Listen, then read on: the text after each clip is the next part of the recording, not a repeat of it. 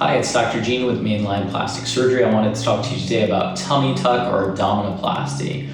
A tummy tuck or abdominoplasty addresses skin, fat, and muscle separation in the abdominal area. It can be performed on both men and women. Typically, our most common patient are women after childbearing, so-called mommy makeovers, which also includes breast rejuvenation with either an implant or a lift, but tummy tuck or abdominoplasty can be performed separately.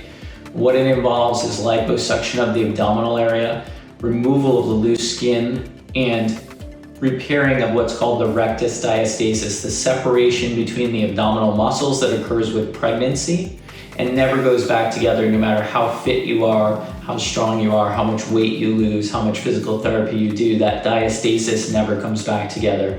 There's different degrees of diastasis depending on the patient, but the reason you may not be able to achieve a flat or sculpted abdomen is because of the diastasis in many patients.